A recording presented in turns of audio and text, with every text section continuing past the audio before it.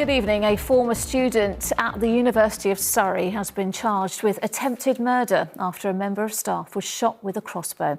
21-year-old Almunthir Dakamar, a Saudi national, appeared in court today. The victim, a campus safety officer, is in a stable condition. The incident has refocused attention on the licensing of crossbows. Meanwhile, students at the university are in shock. From Guildford, Carolyn Sim reports. As a handcuffed man is marched off campus by police, students look on. The final days of their university year ending in fear. My room's up in this one here, and obviously the incident happened down here. So obviously when I heard the screaming, we were kind of all stood around here. It was outside these student flats in Manor Park Village that a security guard was shot by a man carrying a crossbow.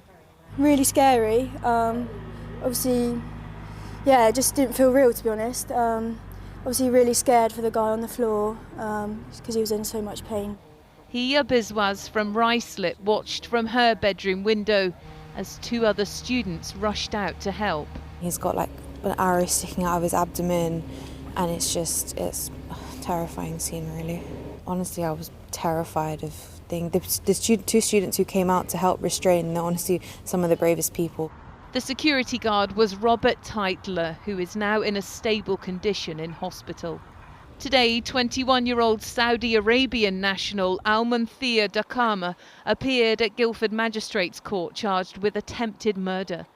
The court heard the former student had been sleeping in a student common room and was asked to leave. It's alleged he then shot Robert in the stomach with a crossbow bolt at close range. The 21-year-old was also charged with possessing an offensive weapon, along with 2 bladed articles and some Class B drugs. Surrey police say there's nothing to suggest this incident was terror-related.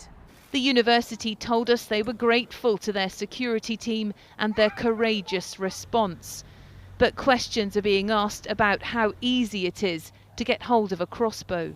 I'll be looking very closely at what happens here and sort of seeing how do we get to this situation. But I think it all hinges on what the police investigation comes out with and then go from there.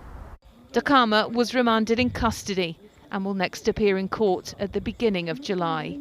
Carolyn Sim, ITV News, Guildford. There were more embarrassing revelations for Andrew Mountbatten Windsor today after it emerged the disgraced former prince has been earning money by subletting properties in the grounds of his old home in Windsor, all while he paid nominal rent. Hannah Kins is in Windsor for us this evening. Hannah, more bad news for the royals. Well, yes, that so-called peppercorn rent that Andrew Mountbatten Windsor paid to the Crown Estate to live here at Royal Lodge was a token amount, or in reality, often nothing at all. But it's emerged today that at the same time, he was subletting parts of the property with rents being paid directly to him. Now, that was allowed under the terms of his lease, but people we spoke to today felt it just doesn't look good. Well, if it's allowed, then it's allowed, but personally I wouldn't agree with it. Yeah, I don't think it's fair. I'm not defending him in any shape or form, but he's got to live somewhere. I've got 2 children that have come out of university, sort of in this big debt, can't get on the property ladder, and it just seems very unfair.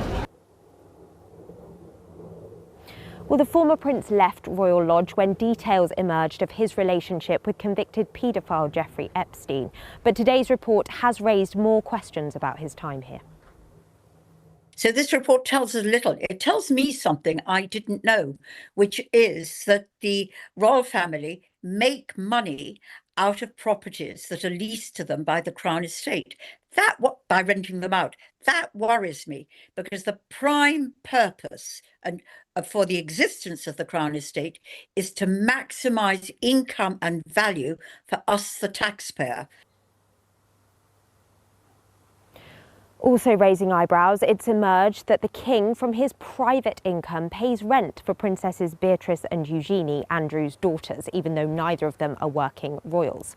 Now, Buckingham Palace says arrangements for properties managed by the royal household vary according to their tenants' location and purpose. A committee of MPs will now conduct an inquiry into the Crown Estate. But whatever they find, this is embarrassing for the royal family. And again, it involves Andrew Mountbatten Windsor. All right, Hannah in Windsor, thank you very much. The actor Anthony Head has died at the age of 72. What did you do? Contained her and her powers within a binding field and puts her in a kind of stasis for the time.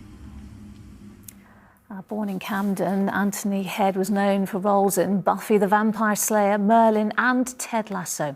His family said he died from complications due to pneumonia. 2 men have been found guilty of carrying out a knife attack on an Iranian journalist outside his home in Wimbledon.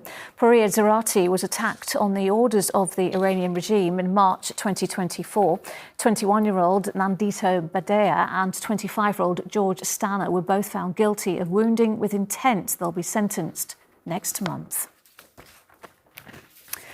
Next tonight, a visionary who changed culture and music. One of the tributes to founder of the Mobo Awards, Kanya King, who has died at the age of 57.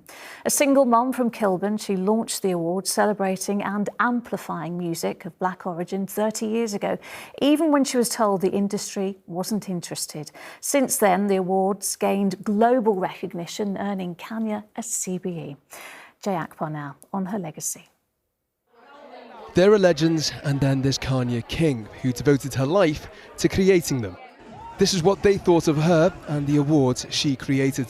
I think what she's done and the contribution she's done for the culture is unbelievable. Music of black origin or urban music is now like the popular music of Britain. It's amazing, man. Big up Kanya King for all the incredible work she's put in.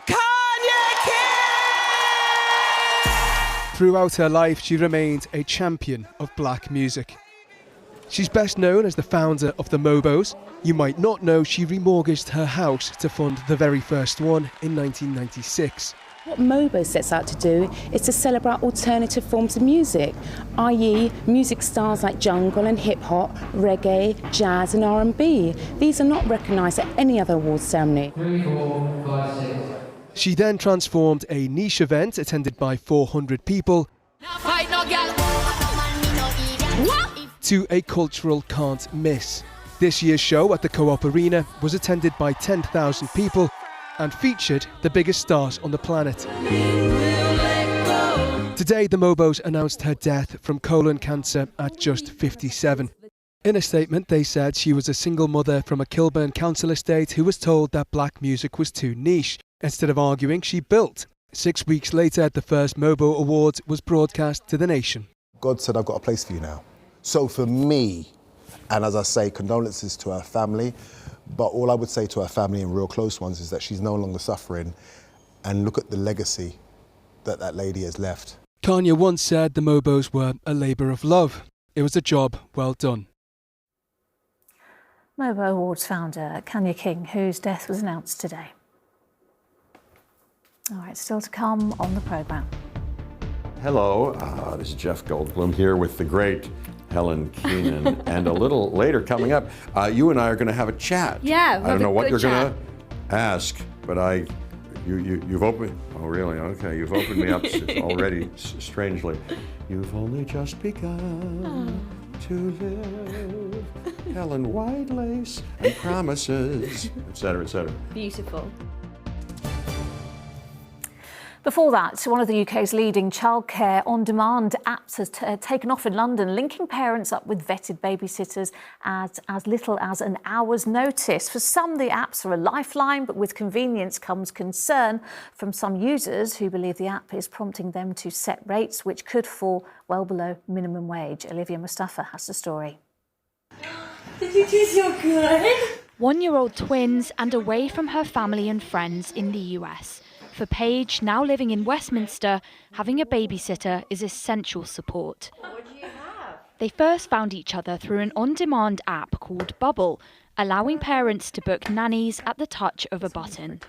That ability to be able to look if you're in a pinch or you need a little extra help and you know it's coming down the line and just have that at your fingertips, it makes it quite enjoyable. It's like when you can book all the other stuff on demand, it just has made life easier. Zara has built a career from this platform and has worked with over 150 families across the capital. Nannies like her have been screened by the app's own multi-step process, involving checks on their ID, background, right to work and referencing. I feel like it cuts out like the middle person, so it's quite nice for me personally to like find families myself and just see which ones, you know, I'd connect with and get along with, rather than having like an agency. It's definitely much quicker. Apps like this are big business in London, with people moving in and out of the city who may be away from their support network. But with convenience comes concern from some childcare workers who've told us messages they see on Bubble make them feel pressured to lower their rates. This is an information banner received by a London-based sitter on the app. Heads up, 80% of sitters who get booked are between £12 and £15 per hour. When standard platform fees are taken off, these rates can fall below minimum wage. Bubble is an online marketplace, not an employer, meaning it doesn't face the same legal obligations around pay. Talana, based in East Leyton, used to use Bubble to find babysitting jobs. They will like send you this kind of like tips, and you're gonna lower your price. But I don't know how is it fair with the job that you do. Like especially nanny, you have to specialize. It's a child. You're taking care of another life. We showed the founder and CEO of Bubble, Ari Last, the prompts we'd seen. One of the beauty of the platform for sitters is they have complete control and flexibility to set their own rates. The really nice thing that we're proud of is how the best sitters on the app doing the most work actually have higher rates than others, which tells you it's not a race to the bottom. We absolutely believe sitters should be paid not only minimum wage, they should be paid well, because they're doing an incredible job. Bubble have since told us that they'll reflect on the prompt we found to determine whether it could benefit from being improved. But in a city where on-demand services continue to expand, questions remain over whether these apps work for everyone. Olivia Mustafa, ITV News. Now, remember what you were doing when you were 8 years old, probably not starting your own clothing line, but that is exactly what Hampstead's Nate Zilberquite-Levy has done. Nate has ADHD, or as he prefers to call it, ADHAA, Attention Deficit Hyperactivity Awesome Ability, and he's using fashion to help with the rebranding. He spoke to Rags Martel. So first we've got a 5-panel cap. It's a label with a message. Attention Deficit Hyperactivity Awesome Ability. Nate is 8 and isn't just building a clothes brand. He's trying to change a name. CEO and founder. Just after my 7th birthday, my mum told me I had ADHD. Around a year after that, I thought, hang on, why is it called a disorder? And then I came up with ADHAA, Attention Deficit Hyperactivity Awesome Ability, and then that blossomed into our business. The most important thing is that Nate feels really proud of his diagnosis. That's true. Doesn't feel like it's a disorder. Also true. And he wants to share that with other people. And when he's come across other people who have it and they've got a diagnosis, he's always very keen. All of this is true. Actually have a look at our orders, can't we? From his home in East Finchley, the schoolboy has set up a clothes business proving his awesome ability. How would you describe your awesome ability? What makes you awesome?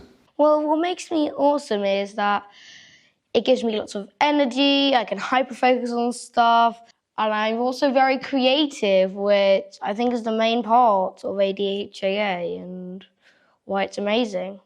And every order isn't just a sale, but a step in removing the label of disorder in ADHD. Is it all about the disorder, the naming of it, and trying to change that outlook? Yeah, definitely. So it has the logo up here, and it says, "Thank you for your order. We hope you like it." From Nate, then heart, because hey.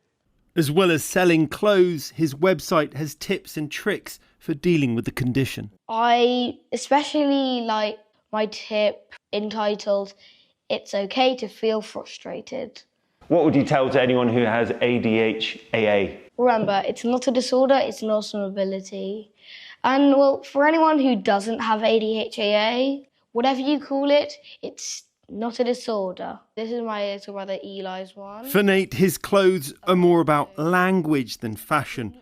An awesome ability is a label he's keeping. Rags Martel, ITV News. He's Finchley. Well, next tonight, started in Staines and helping define the sound of the noughties in the indie rock phase. Well, now Hardfire are releasing their first studio album in 15 years. Lead singer Richard Archer is here, but first a reminder of their hits.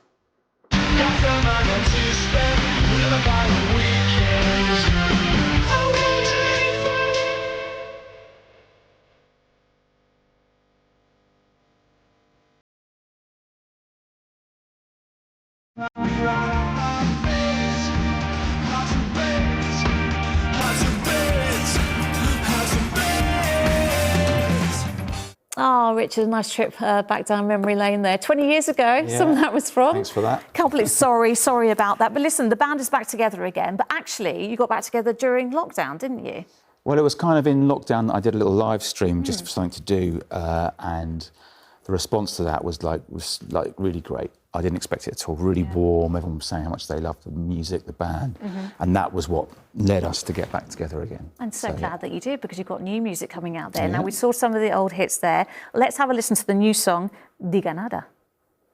Digo nada, they talk too much. Digo nada, but I say Digo nada. Dicen mucho y yo nada. Hablan mucho y yo nada.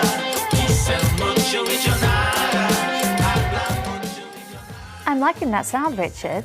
It's a bit different, bit of a departure for you guys. Yeah, I mean, it's got a sort of a cumbia influence, and you know. Which is Colombian music? You call it a lot of Latin America as well, music, and sort of really punk thing that we sort of really like. So we thought, well, let's do it. I taught those guys everything they know. Oh, really? Yeah. It's almost like there's a World Cup coming up next week. Who would have thought? Listen, and also interesting, because the new album's coming out June 19th, and it's called Sweating Someone Else's Fever. Interesting title. But what's really interesting about it is you recorded it in a minicab office in Staines. Yeah. Yeah? Yeah. More info about that? Which you've been in before? Yeah, well, we've had this place since we were... Well, actually, you've been in it before, because you came and interviewed us. You don't remember this. It was a while ago, Richard, forgive me. And so we've had it forever, and it was basically like a little room that we used to rehearse in back in the day. Yeah. And we've still got it, and we still store all our gear there, and we rehearse for gigs, and then we've been recording the album there. So it's very sort of DIY, and it's our little spot, and everyone feels happy there and comfortable. Yeah. So, yeah. And the great thing for fans as well is you're going back on the road. You've got a big gig coming up, Brixton Academy, first time in 20 years. Yeah. What's it going to be like performing on that stage? Well, I mean, that's one of my favourite venues in the world, let alone the UK or London. And we played 5 nights there, sold out back in 2006, which was an incredible experience. So to go back there after this time is like a moment for us. A little bit calmer, though, 20 years later, maybe, for the band. Well, I don't know. We'll see. Do you know what? The funny thing is, some of the gigs we've done, the crowd has just been crazy. Yeah. I imagine they're going to be pleased to see you. And very, very quickly at the end, I know that the entirety of Hardfire, massive Brentford fans, and you did something quite special with them recently. Oh, there you go, look. Is that special? Yeah. So we did it's like a fantasy shirt where we kind of, you know, as if we'd sponsored the club, so we couldn't afford to do it now. They're Premier League superstars. And they did a shirt with the camera on, and it was like a collab thing. It's lovely. Super cool. It was like one of the best things ever in my life. This is where we have to end. Richard, thank you. Here's James with the weather.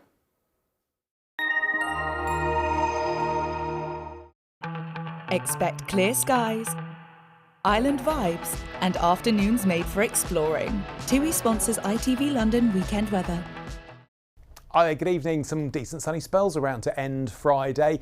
We will see some sunny spells over the weekend, but we will see a few more showers with them. And I'm afraid to say it is going to be rather wet at times. Certainly tomorrow, I've got this low pressure system heading towards us. That's sort of going to peter out as it does so, but I think we could see a bit of a double dose of the wet stuff. There's a bit of a tail on it. And then Sunday, not looking too bad before we see another band of rain marching towards us. And this one could be a bit of a slow move. It could be draped across the capital for a little while longer than we'd like. Overnight tonight then, a dry spell after a couple of showers, clear, then we start to see things clouding over, the rain starts to push in. Like I say, it is sort of waxing and waning. I think we'll see the heavier stuff tomorrow morning. The breeze starting to pick up, but at least it's coming in from a mild direction, so lows of 11 to 13 Celsius. The rest of that front pushes through. That's where the heavier bit is, and that is where the stronger gusty winds will be. Then we get the back end of that system corkscrewing coming through and a few showers in between. Temperatures 18 Celsius. It won't feel that mild because it is going to be a bit of a blustery one. Better day in prospect on Sunday. More rain on the cards for Monday. Here's your pollen. TUI sponsors ITV London weekend weather.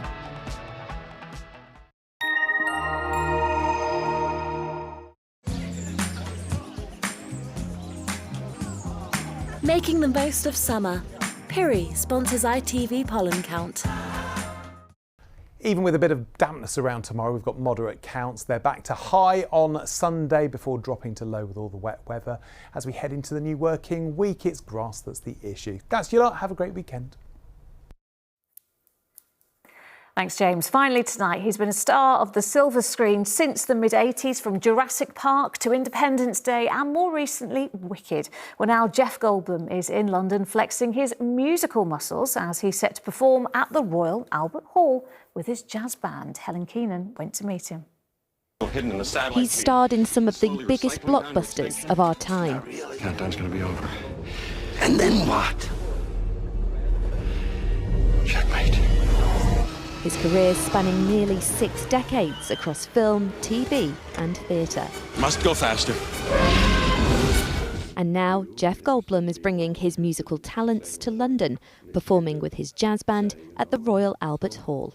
I'm very excited. Our new album comes out. I play music. Believe it or not, I play the piano, and I sing a little bit, and I play with the greatest jazz musicians in the world. This tale is not his style. We call ourselves Jeff Goldblum, that's my name, and the Mildred Snitzer Orchestra. We're only 5 or 6 of us, but we've been, we've done now, this is our 5th album. We've already heard his dulcet tones in Wicked. To treat each citizen of Oz. And on his new album are his co-stars, Ariana Grande and Cynthia Erivo. One day I was singing, I don't know why I love you like I do. Helen, I don't know why I just do. And Ariana Grande said, how do you know that song? I said, why, what do you mean? She said, my grandfather used to sing that to me all the time. I said, well, Ariana, you've touched my heart deeply. We have a band. If you ever want, I don't want to impose, feel free to say no. She said, yes. And even the lead of the reboot of his cult classic Jurassic Park, Scarlett Johansson, sings on a track. Was her Jurassic Park movie better than your ones? What a horrible question. Was her Jurassic Park? I'm not a comparer. I try not to compare or compete. Ours was directed by Steven Spielberg. I did one of the later ones. They had sounds on a sound system in the sound stage, which we did here in London. When we did the first one, and we had a tennis ball on a stick, and Steven said, okay, now you've got all 3 of you. You look at that's the dinosaur. Here's a picture of kind of what I think it's going to look like. Look at that, and turn the camera on, okay, and action. Then he got a bullhorn, and he went, okay, roar, and he made the dinosaur sound. You're really great in the films and singing and performing. Tell me, what are you terrible at? I'm rubbish at so many things. The dishes, I'm not good in the kitchen. I'm trying to get better. I'm not such a good cook. I may release a book called I'm Rubbish, starting with chapter 1. It will be thick. It's going to be many volumes. We say goodbye. An all-round entertainer who's as charming as he seems on screen. Helen Keenan, ITV News. Oh, when Helen met Jeff, fantastic. And that is it from us for now. The evening news is next with Charlene, but from all of us on the London team, bye-bye. Have a great weekend.